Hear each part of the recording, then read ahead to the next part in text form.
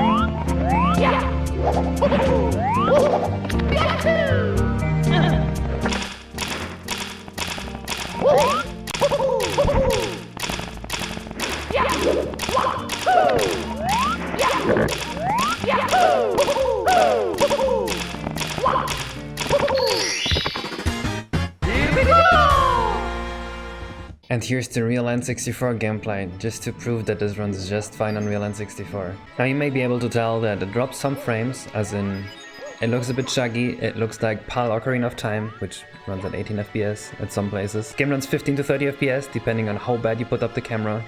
Like right here, this is like the worst camera angle where you see the entire level. But you're never gonna use that during platforming, so I made sure that if you ever in a platforming section, the FPS never drop. Now the original Mario 64, when the graphics would lag, the gameplay would lag too. I've managed to fix that by desyncing the graphic thread from the CPU thread that actually runs the game's code. It's like half desynced. It's a bit complex to explain, so I'm not gonna go into that. There's enough number crunching and programmer logic thrown at you during the rest of the video, so not gonna do that to you, maybe in a later preview. I have a debug display here that I can pull up by pressing D-pad up. The FPS will refresh, 25, 30. Now some areas don't run 30 FPS, right? This one, 30. But it goes a bit laggy, 24, 21, if you look at the whole thing. I used this display to find out where the lag is coming from, so let me explain this a bit. 33,333 nanoseconds in one frame, 33.3 milliseconds. That's how long we have to finish the entire rendering process. That's what the clock at the bottom stands for. That's how long the whole thread ran in total. It always goes up to at least 33,000 because that's one frame. And we have the CMD and the pipe, which is how long the RDP actually runs. The RDP is like the rendering unit. And then at the bottom we have the profiler, where you can see the orange line and the yellow line. The bottom yellow line is kind of irrelevant. The bottom orange line, that is also the RDP line, which, now that I have the second display, actually kind of unnecessary. I should remove that. That's just useless info. Just ignore it. So because I use a few advanced graphics things, the graphics in this game are much more complex, but I also optimized the engine much more, so I can render these much more complex graphics compared to Mario 64 on N64, because the meshes and the engine is more optimized, and that just helps. So if you want to understand the lag in Mario 64, there are 3 components that can lag. The CPU, which is what runs the game's internal code. If you look at the Docs sub, which has like a huge collision, that one's causing CPU lag. Now we don't have this in this game at all, which is why the CPU will never be an issue. The CPU takes like 10 milliseconds out of the 33. No problem at all. We have the RSP, which calculates like triangles and vertex deformations. Also no problem, because we can literally just go low poly. And then we have the RDP, which is what renders everything, and that is usually the problem. The RDP really doesn't like when you put translucent surfaces or fog or whatever, which is why the main area goes down to 15 FPS in some places. This will not happen in any other area. This is really only the main area in this course. Kinda sucks, but oh well, that's how it went. Fog looks too good to not take it. It's so atmospheric, I love it. So obviously it's planned that the whole game runs just fine on N64, and then at the end I wanna make a real cartridge out of it, just like I did for Missing Link. See, I have a Missing Link cartridge. I think that's so cool. I'll keep it like a trophy, and then I can show off to people with my sick custom N64 games. I'm kind of a huge show-off, huh? So this is what the level's mesh looks like. There are 4 areas, 2 which you haven't seen, 1 which is here, and the main area, which you've seen part of. So Blender tells me the entire mesh together, all 4 areas have 3,900 polygons. Around 1,700 are in the main area, which is no problem for the N64 at all. It can easily take it. The N64 can usually render around 4,000 polygons in a single frame. Like I said, the only reason the main area might lag is these translucent surfaces in the inside of the domes and the fog on the main mesh. Now the way I programmed this is that the inside of each dome gets culled away. It just doesn't render at all if you are outside one of the domes. And if you are inside a dome, only the dome itself renders. This is kind of like a new room system I programmed just for this level.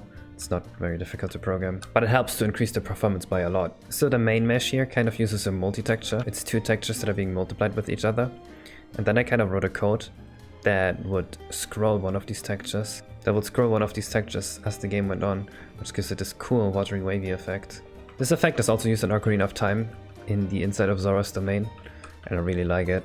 It just makes it look like you're underwater. One very prominent feature in this level is these algae, which look like this. Funnily, these are only 4 triangles, which are laid out like this. They are using a clamp texture, so that saves 4 polygons. As silly as it is, we did all that for 4 polygons. So we drew a new algae texture for this, because the original one was kind of low resolution. If you look at these 4 texture parts, they're in total 128 by 128. Well, if you look at the new algae that my beautiful girlfriend Zeina drew me, I'll link her Instagram down below, gotta plug my girl's Insta. They are 64 by 64 per part, which gives us a 256 by 64 resolution. 4 times as high. And while we're talking about improved textures, she also modeled new coins, which are much more shiny. We made 16 animation frames out of this. The original only had 4. And we slowed the coin down by half because they're much more reflective, and that makes it seem like the coins rotate much faster. Got a lot of complaints about that last preview, and while people were wrong to think that the coins rotate faster, I do concede that it seems faster. And while I'd love to talk more about all the cool shit I did, I hate video editing, and I'm going offline now. Hope you had fun, hope you learned a lot. Goodbye.